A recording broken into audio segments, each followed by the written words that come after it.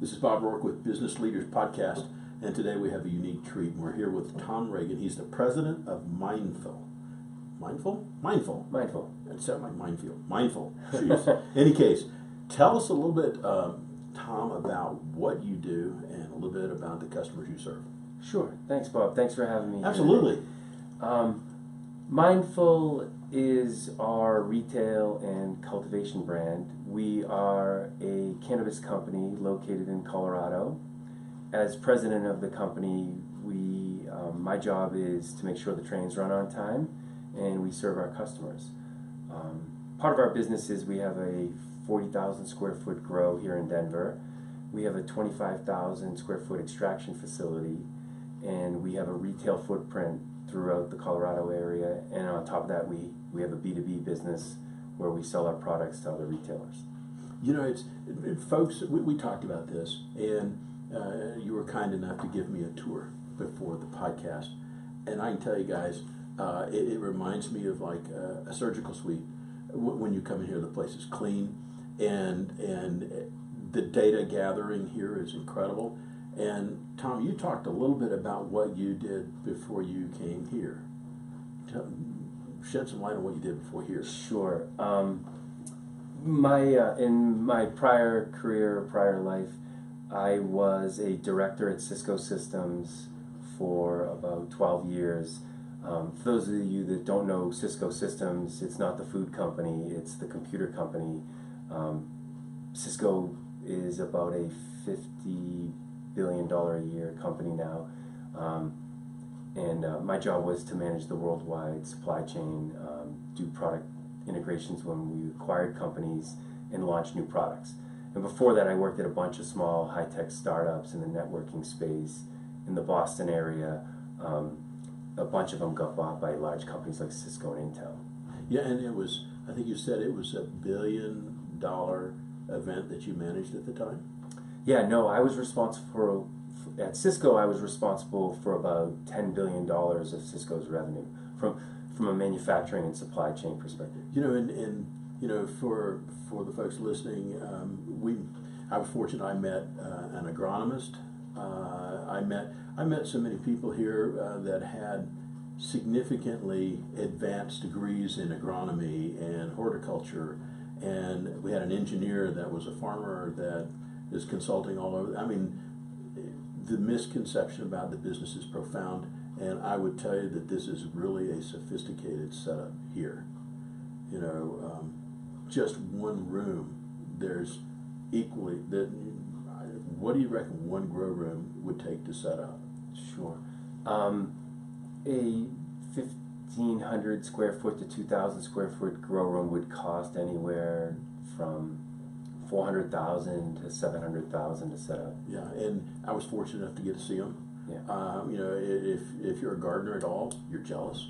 Yeah. I mean, there's misters and there's fans and there's, you know, all kinds of hydroponic stuff going on and all the RFID chips to manage. And so, you know, I guess not to belabor the point, but this is a highly sophisticated operation with some really bright people doing a lot of smart work on nutrition and organic work and data gathering.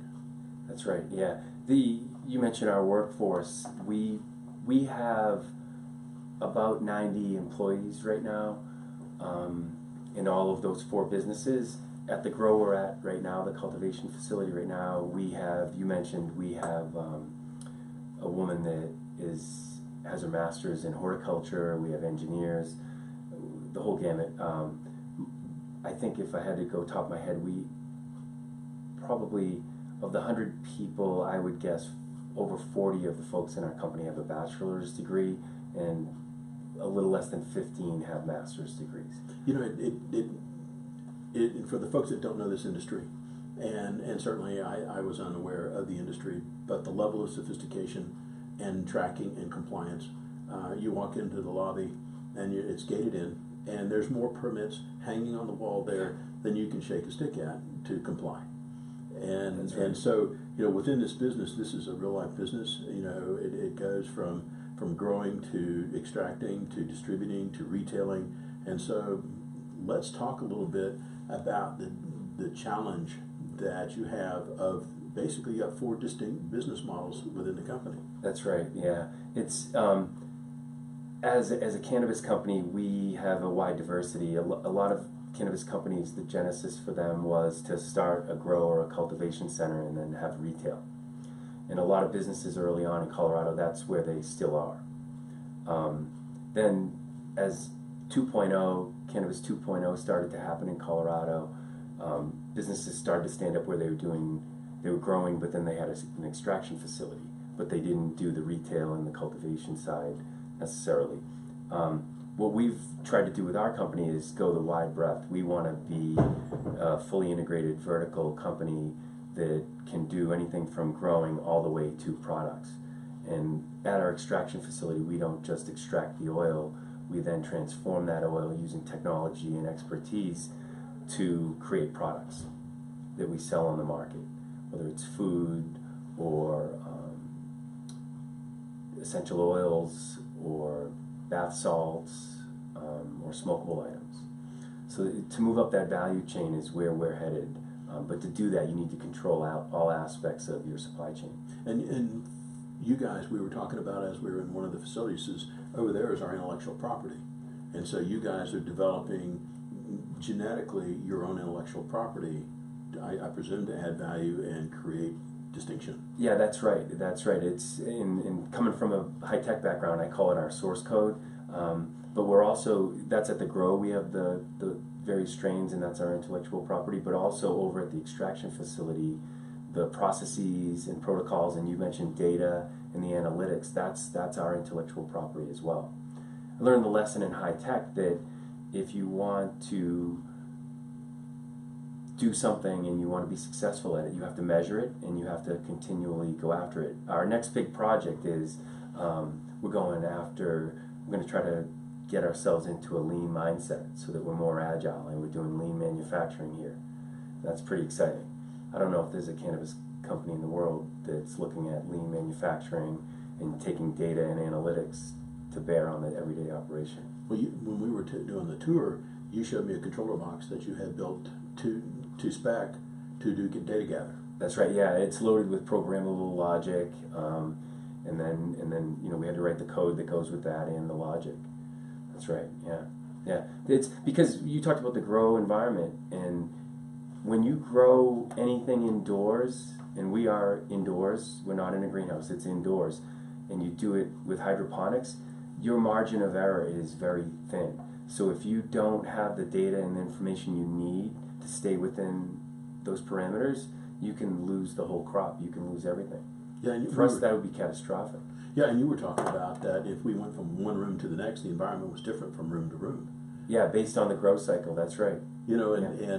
If you're short of humidity, a grow facility is a great place for humidity, that is for sure. That's right, yeah. And there are, different people grow under different protocols. We, in our environment, some of our rooms with what we're doing are more humid. Other people go more dry. And I think what's interesting for you guys is in the data collection, data measurement, because that's your world, where you came from, and talk to some of the other folks here in the hallway as I got introduced around. Thank you very much. Yeah. And you look at it, it's a similar mindset. So, for you as the CEO, maybe that would be useful to talk about is trying to take an established culture. Sure. To an industry that probably was a little more Wild West beforehand. That's right. Yeah, and I think for this industry, there's kind of two camps. There's a camp where there's folks that were from the cannabis culture, serious people, and then in time there's been serious, like what corporate or business types, and for some reason a lot of companies have two camps, and they're known and identified as, they're a corporate culture or they're a cannabis culture. For me, coming through the door, I had more of the corporate versus the cannabis. I had zero cannabis, but I came to appreciate that cannabis culture is incredibly important if you're in that industry. It'd be like going into a business, Budweiser, and saying that you didn't care about beer and the history of beer and alcohol. And the big balancing act for me has been, how do I merge those two cultures so there's respect and appreciation for both? to your point, Bob, we can't just have a data-driven business, but we really don't understand the history of cannabis and where it's come and where it's going, or the social issues. It's holistic. You have to take a whole view in this business. And I think a lot of people coming in now in what I'll call Cannabis 3.0 are coming in with money and business experience, but discounting the cannabis culture. And I think that's a disaster. In the early part of the evolution of this business in Colorado, I think it was driven by the cannabis culture with no respect for the business side of it, and that was a disaster. So the balancing act here is to meld, to take those folks you talked about with the highly advanced degrees and technology, and meld them together so that the culture is holistic. It's been a real challenge. Well, I just from walking around the place, here, highly motivated individuals. There was one room that was in transition. So the harvest had happened in that room, and there were some tables that were absolutely spick and span clean that the pots were on, and there were some that were in the process. And I remember you saying, says, by the time this is done, so there won't be a speck of anything in this room. Yeah, we need to hold a high standard. It has to be, the products that we make are being consumed, and we hold ourselves to a really high standard. We have to, and also the reason I said tomorrow is because, that time is money. That room is not loaded for the next cycle. That's time that those plants can't begin their progression to harvest. Well, and you were talking about turnover, and says that you guys, like many other models, you're looking at turn on inventory. Yeah. And you kind of go, well, that sounds familiar. Yeah. And ask any farmer, right? If you go through a whole harvest and at the end of 18 weeks you have a problem, it's a big problem. So, and then back to your point about the data and having, people with data and analytical backgrounds, we can't wait till that 18 weeks down the road to find out we made a mistake. We need to know as early as possible and correct for it. Like any other business. Manufacturing business with standards. Absolutely. And I would argue that it's more challenging, as a farmer, with an organic, with a living process, with a living organism, you need to be even more aware of it. Yeah, the best news is you're not going to get hailed out. No, we're not going to get hailed out. We could have one of our environmental controls lose Power failure. Lose power failure. Yep, power failure, or we could have an issue like that's out of our control. Yeah. Just like any other. Like farmer. any other business. Yep. Yeah. Production line. You have a power outage on a production line. You better have a backup plan. It's just been fascinating to come through, and I'm a fanboy because I just think it's cool to see all this technology. You look at the wiring in the place, and I'm going like, this must have kept an electrician busy for a very long time. Years. Yeah. And so for your perspective, where do you think the industry is going to go over the next 3 to 5 years? Yeah, we're in an interesting political environment right now. At the federal level, you have the Attorney General making overtures in a certain way, but then at the state level, you have senators like Cory Gardner actually wasn't necessarily a fan of this now that he won the election and understands the impact to his state, saying to the Attorney General of the United States, hey, don't mess with the state of Colorado. This is a business that we can control, and we know what we're doing, and it's benefiting the residents of the state of Colorado. Think about it. So it's kind of an interesting, you ask where it's going. The quantity of people that you have working here. Yeah. Like how many new businesses to take and employ 90 to 100 people, from varying levels of education this quickly. Yeah, it's unprecedented. That's the exciting thing. We talked a little bit about it earlier. That's the exciting thing about this business. It hasn't been done before. That's what attracted me to it. This hasn't been done before at a larger scale, but this is just like any other startup I've worked at. It's just moving faster. And it's tangible. It's tangible. Yeah. You can see results every day. And like for me, in my background way back when, my ignorance about the marijuana culture and just the marijuana plant was profound. So I got a short course, which was fun. To take a look at the stuff growing, and what it reminded me is a very large tomato greenhouse. Yeah, it's very similar. If you go through a greenhouse, it's very similar to that operation. the greenhouse they have natural light and they augment it with artificial light. We only have artificial light, which is back to those tolerances. It's much harder to manage, but I came into this business with the same probably level of understanding as you did, as it relates to cannabis. It's a steep learning curve, but I'll tell you what, in this industry, there's room. A lot of the folks I worked with at Cisco and managed in California and Massachusetts and Texas, they're saying to me, how do I get into this? I want to get into this business. I'm talking about people with engineering degrees, software designers. I've heard that more than once, where the presumption is that maybe people would take and not be interested in the business, but I think the challenge, from what I understand, the demand to come into the industry may outstrip supply. Oh yeah, it's I think that early on, like any industry, that's in its early stage, you kind of get what you get from the workforce, because you're asking people to take a jump, a leap of faith. Once there's momentum behind it, you kind of see those folks that are more of the settlers, not the pioneers, come in and they really want to be a part of this. As I talk to the folks that I know from my high-tech background, for 25 years in high-tech, they're like, how do I invest in this? How do I get a job in this? How do I do this? Unfortunately, then my network there isn't basically Colorado-based. It was based back east, California and Texas. California's starting to sort it out, as is Massachusetts. Texas, we don't know. So those folks, my pitch to them is move to Colorado. They're like, no, this is going to happen in my state. How do I get it? In fact, I've had a few folks, the highly successful people from Cisco and startups that I've worked with that have come out here on their own dime, and I've let them come out here and shadow for a week. And they've gone back and now they're driving me crazy. How do I get a job? How do I get a job? Move to Colorado. Well, I don't want to do that. Yeah. But on their own dime, flew out here, shadowed me, took a week off from work, and then now they've got the bug. Because they see the opportunity. You talked about the systems, the analytics, the processes. Everything is new. Everything we're doing is new. And I don't mean to say it hasn't been done before, but doing it at the rapid pace this business and this industry is growing, it's new.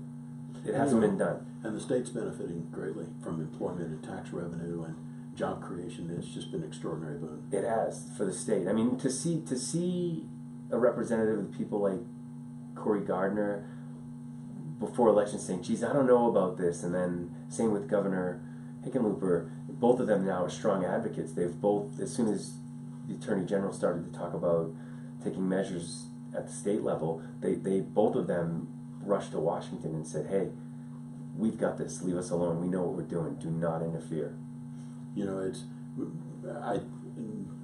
What would be really cool is if we could wander around with a video and we do the tour, but we can't do that. Yeah. It's just, I'm not capable, but nonetheless, I think that... You're welcome back later to do that if your viewers, if your listeners are interested. Oh, yeah. And, the thing that if there are folks out there that are interested in the industry, is there a website that they could go to reach out to you and say, I'm interested in chatting? How would they do that? Yeah. We have a website that is our retail and cultivation website, and it's at BeMindful.today, and that's BeMindful.today. You'll find us there, and then we have a query page where you can send in a submission. Also, we have another brand, and one of our extraction businesses, TR Concentrates. Okay. And it's trconcentrates.com, and you can see what we're doing there. Super. And then there's tons of resources if you're interested just in the industry. There's tons of resources. Just type cannabis into Google. I think you interviewed Steve Urban. Yes. Steve Urban's company, Riderflex, has been doing an amazing job for us sourcing highly qualified employees. Yeah, in fact, shout out to Steve, because that's how I met you. Yeah, which thanks to Steve. Yeah, it was great to meet you. And but Steve's making a dent. Steve is probably part of our middle management team. We have our sales VP is an executive that spent his whole career in alcohol. 20-something years in the alcohol business. He's amazing. He's grown our extraction and wholesale business from almost nothing to over $500,000 a month. and that came through Steve. So Money well spent. money well spent, and Steve should be charged more. Shut up. Yeah. To Steve again. Oh. Yeah. You know, at this part of the podcast, you know, part of the idea here is to try to take and memorialize some of the wisdom that you've accumulated over time. So, you know, to that end, usually, you know, most of us are pretty active readers, and in that bent, what's the most recent book or influential book that you've read lately that's impacted what you're doing? Yeah, book I'm reading now is Freedom to Choose by Milton Friedman. We talked a little bit about states' rights and the federal government, and somebody said, you should really read Free to Choose by Milton Friedman. It's a free market economist from University of Chicago. Fascinating book. I love it. It's thought-provoking. You know, looking back, we all have challenges periodically. What failure, or at the time an apparent failure, has served you or your company best or set you up for future achievement? Yeah, that's a great question. I think for me, in this specific example, and it's a theme throughout my career, it's a cliche, but it's so true. Finding the right people and making the decisions around people earlier. Somebody once said to me, and I didn't listen to them, it took me 5 years of being a manager when I was new, that when you get a stock portfolio, you spend time on the 80-20 rule. 20% of your stocks give you 80% of your return. Well, I think the same is true of people.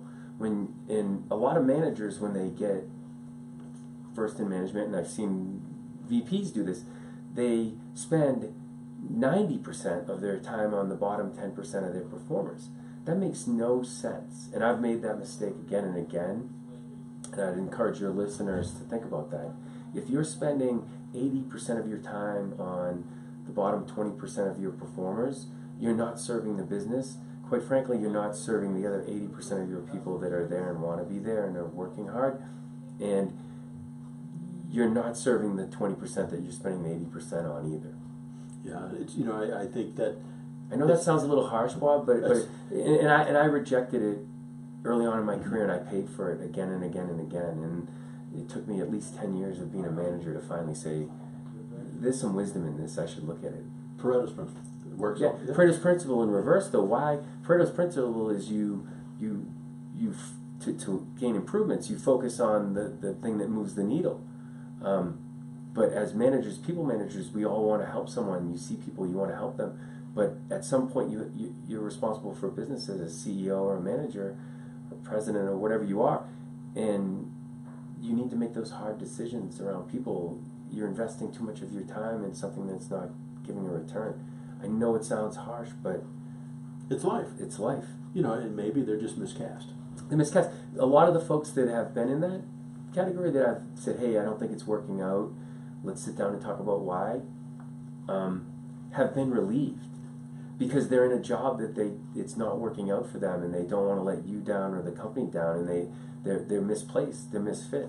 Some of those folks I've repurposed into a new job, and they've been amazing. And if I had that conversation early on when I saw it, I would have saved those folks or preserved them or allowed them to go do something that they were more suited to.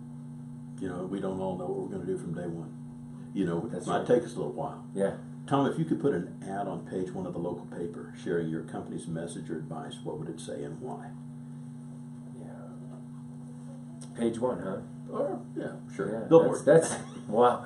I think for me the takeaway, I don't know if I could shape it into an ad, but as it relates to Mindful and TR, you and I talked about this earlier. I think it's a company that's we're customer focused, and we're serious people doing serious business, and we're trying to do serious good in the marketplace.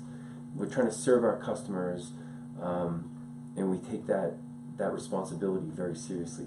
it's not a pithy first Well, first page ad, but I'd have to get just from a our tagline for that. Just But walking through the place, yeah, and I've been at a number of, Jack Daniel's distillery sticks in my mind. oh god, yeah, And you've been there and I've been there, Yeah. and you look at the place, and I think you could eat off the floor. Oh, yeah. Pretty much anywhere in there, stainless steel and all this, that, and the Yeah. other. And you come through this place, and it's the same impression.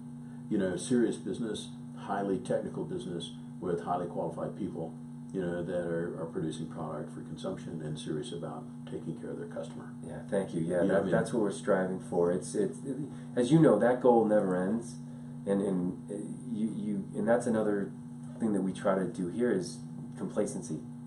It's the enemy. If you get complacent, you're moving backwards, and I think thank you for that. But out here, the goal is I walk through and see every flaw, not every Typical. improvement. Yeah, Typical. Yeah. yeah. For you, what's the best allocation of either time or initiative that's helped this company most, and why? Yeah, it goes back to people. Two things: people and thinking. There's a saying that I use, and it helps. It serves me, and I think it serves our managers. Depending on your role, ask: are you working in the business or on the business? And that I'm hearing that more and more now. But by that I mean, my job is to set a direction and hire the right people and give them the right resources so they can take us in that direction. Part of my job is setting the vision and the goals around that and the strategy, and it's been a challenge. Part of that, to do that, you need to have the right people. But to do that, once you have the right people, you need to have the right strategy. And because we're running 4 distinct different businesses here with all those licenses that you mentioned in the entryway, it's easy to get sucked down into the day-to-day. We have this problem, we have this crisis, how do we solve it? For me, it's been a balancing act of how do I restrain that as we build the team up and get a clearer vision for where we want to go. It's been a challenge. And back to my fanboy thing. I'm a fan. I think this is just cool. You're welcome back here anytime. Yeah, we love showing it off, especially for people that for the first time. It's a little bit of, it's mind blowing to see. It really is. Large scale cultivation. It's a lot of fun, but within narrow tolerances. Within narrow tolerances, which is variability is the enemy of consistency, and we dance on the margin of those tolerances, and we don't always hold them. No, that's a learning. It's short. Yeah. What's the saying? Never waste a crisis. Yeah. I got too many crises. I'm wasting them. But yeah, this, you and I talked about this too. We talked about my job at Cisco or at smaller startups. This is the hardest job I've ever held. The hardest job. And you'd say, well, it's, Cisco, 10 billion, and you're running a business that's doing millions a year. No. It's different. The complexity is... Well, just the regulatory environment alone. That alone is mind-boggling. And anybody that's worked with government regulations has an inkling. Yes, yeah. It's our compliance officer, I think, is one of the best in the business, and she is probably the only person in the company that can just stop everything. She has the authority to stop everything and freeze and do a gut check. Mm-hmm. Other people have responsibility in the areas where they can stop the line, and that goes towards that lean journey that I talked about. But she's the only person in the company that has the authority to stop the whole company, and it has to be that way. It has to be. Because if you get out of compliance, you're out of compliance. It's game over, and it's not. You've put 90 people's job in jeopardy, and you've risked the investors, and just there's a lot of people counting on us to do things right. What I say to the team is, if kind of to guide them as a philosophy as it relates to regulation and compliance, if you would be embarrassed to see this on the front page of the Post tomorrow, don't do it. Mm-hmm. Don't do it. And there's things, don't get me wrong, there's things that are compliant that if they showed up, that won't get you shut down or are within the regulations, but there's a reasonableness test. If it showed up on the front page of the Denver Post, how would you feel about that? even if it meets every legal and regulatory requirement. And I think that from a cultural standpoint, really, I walk around the floor and ask that question. Well, it's a good standard. It is. It's one I think we all try to adhere to. I'm sure there's things in my personal life where I wouldn't be proud that it shows up on the front page of the Post that I've done in the past. And I think a lot of people have that. That's part of being human. But as a standard, I think it's an important standard. Well, it's a whole lot better to set the bar high. Yeah. You know. Yeah. Yeah. As my dad used to say, if you set the bar low, shoot low, boys. They're riding Shetlands. That's right. That's right. I'll tell my children, if you aim for a B, that's the best grade you're going to get. A's out of the question now. Mm-hmm. Yep. Yeah. I mean, I think this is good stuff. Yeah. For you, what would folks say is your most unusual habit, or what others may consider out of the ordinary that's helped you or your company most? Yeah. And it's taken some discipline because I used to be a control freak, but one of the things I like doing is giving someone a challenge or the team a challenge and not giving too much direction and stepping away. It's maddening. I've been on the other side of it, but one of my biggest jobs here is to develop a team. So this is a succession plan that if I'm not here, we have a team of people that could step in and do it. And we also have growth plans. So to do that, you need to develop a capability. So I think a lot of folks that work for me they say it's unusual, but I love kind of throwing out a problem. I make sure that it's not a problem. I put rules around it, like don't spend 8 days on this.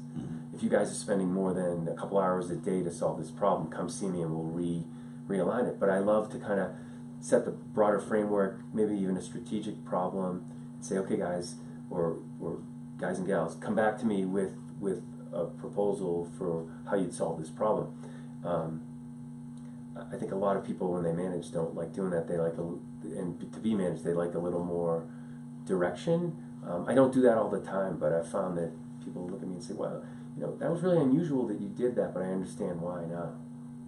Nice to build a team that functions just like as if you were here when you're not. Yeah, yeah. Absolutely. Yeah, and I think if you're a day-to-day manager and you're running a department with people and people have problems and you have all these metrics and goals and you're goal setting and you're moving month to month, you can get lost in the clutter of things. On the in instead of the on. On the in, right. And I think for managers to build the capability, you have to have that ability to not just manage the business in what's your core in your department, but you have to have that ability to step above it and look at it holistically and recommend solutions. It's good for career development too. Absolutely. I have another unusual habit. It's more of a personal one. I haven't done it here, but I used to, when I'd bring a workout bag, and whenever I had a moment, I'd just go out and run. No matter what, I wouldn't because I couldn't schedule it. I haven't done that here, but people that used to work for me used to have a pool. If I did it later in the day, like at 2 p.m., I might not take a shower because I was crammed. I'd run back and go to a meeting, and they used to have a pool of if I take a shower that day. That's unusual. That's a personal hygiene. It probably wasn't that pleasant now that I think about it, but well, it keeps the morning meeting short. Yeah, it keeps the meeting short, right? Yeah. But that's definitely an unusual habit. I haven't done it here because it's just I've been more disciplined with my workout.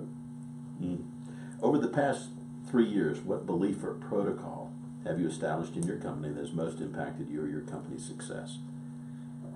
Yeah. It's okay to make mistakes. It's okay to make mistakes. But when you make mistakes, make them on a small scale. You want to try something out? Try it out on a super small scale. Let's take a grow example. Let's take a retail example. You want to carry a product line. Don't buy $100,000 worth of that product and stock it on the shelf. Buy a small amount of it, put it on the shelf, see what happens. If it starts to sell, get the feedback, find out why it's liked or not liked. If it's liked, find out why. See what time of day people are buying it, and then double down on that. A/B test. And if that works, A/B test. And if that works, triple down on it. And that's been I think something that's served us well. Trying to have a culture of it's okay to think big, but plan small experiments, and then when those experiments are successful, double down on them. It's okay, double down on them. And if it fails down at the double down, you can at least point back to that 1X and say, hey, I was successful here. build it. Makes sense. Makes sense, yeah. And to do that quickly too, right? Fail fast. I mean, I know that's a cliche now, but if you're going to do it, find out, get the details fast, and find out why it's working or not. Refine it and go bigger. It's served us well. What advice would you offer a new CEO that's assuming the role of CEO for the first time? Yeah, listen. So with that being said, so you walk into a new organization and you go, listen, so when you walk through the door for the first week, how would you structure the process to get listening to occur? Sure. I think just to comment on that as well, Bob, a lot of people, and I think it's an American thing. I mean, you've served in leadership capacities since you got out of college through the military. I think there's an expectation of leaders to know everything and have all the answers walking through the door. I think it's an expectation of the leaders, but I think it's also an expectation of the team that you're leading. I think that's a mistake. In any new environment, I think it's best to come in and listen to the people that are doing the work, the experts. If you're coming from another new industry like I did, listen. And I think part of listening is doing. Go out and do it. Spend a few days in each department. Just spend a few days and do the work. Find out what it's like. If you've done that, then you have that base of experience, but still listen. Find out what's going on. I think if you slow down and listen, you can learn a hell of a lot more about your business than if you just start directing orders. I think a lot of people step into a role and they say, I have to be this visible out front messiah figure, and a lot of men and women step into those roles and they have these expectations of themselves, and then they reinforce it with the team. And how can you step into a business that you've never run, been in, and set a strategy or direction? Doesn't make sense. What's the most common misconception about you or your role as CEO? Yeah, it goes back to the question we just talked about. I think a lot of people think as a leader you have all the answers. You don't. I think, and then the second misconception is leadership comes from the top. Some of the best people in this company are leading from the individual contributor role. And by that I mean they're making decisions every day that impact the bottom line and our customers. And part of that is having the courage and for us to create the room for them to do that. But I think a common misconception is that the leadership comes from the top and the leaders know everything. They don't. Looking back over the past 3 years, what would or should you have said no to and why? And I knew you were going to ask this question. I thought about it, and I think in hindsight, it's easy to say I should have said no to this, this, and this. There's been a few decisions, more than a few decisions I've made where I should have said no. But frankly, I would have learned that lesson later by not saying no later. So I don't think there's one decision that I would say I would have said no to without the benefit of 20/20 hindsight. I know that's not your question, but by learning the things I learned by making those mistakes, I think it's helped make the team and the company and myself better. So that's valuable. It's valuable. It's an investment. I mean, Absolutely. you can learn from mistakes. For you in the day-to-day operation, what's your personal habit or self-talk dialogue that keeps you and the company focused? Yeah, that's great. I love that question. For me, when my feet hit the floor in the morning, I try not to think about the fire drill of the day, the emergency of the day, the thing that's happening, because there's plenty of them. There's always going to be something that you can go put a fire out. And it's a temptation for all of us, especially now with cell phones and, it's on your nightstand or wherever. I think the thing that served me well is stepping back when I wake up in the morning and taking a look at the month or the quarter or the year and saying, where are we? It's not easy to do, and I don't do it every day. It's hard to do because I pick up my phone and I see, we have this issue. But I think it's served me well. So if I get sucked into that thing, it's 3 hours are gone and I'm into that thing. Now the day's running me. Mm-hmm. So for me, first thing is it's restraint. Having the strength to just say, okay, what are we trying to accomplish this week? Where are we against that? Where are we on the month? And I think that's been useful.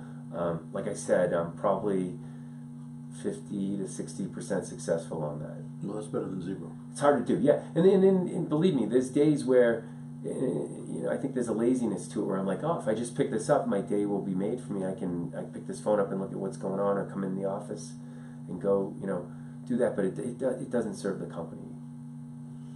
For you, is there a quote that you find meaningful or one that you use frequently? Yeah, there's one by Theodore Roosevelt, and I always say it the wrong way, so I put it on my phone so I'd remember it. And it goes like this. It's from Teddy Roosevelt, and it's believe you can, and you're halfway there. That works. Yeah. Well, we're sitting here in the conference room, and I have delayed your day for sure. But we were wrapping up, and I can't tell you how much I appreciate the hospitality and the tour and the insight and all the information you shared. This has just been excellent. Yeah, thank you. I really appreciate what you've done here, and meeting of people, spending time with our folks and listening to them means a lot to me. Thank you. Well, we'll have to do it again. Yeah, I'd love to. You're welcome back anytime. Hey, I appreciate it, Tom. Thanks a lot. You bet.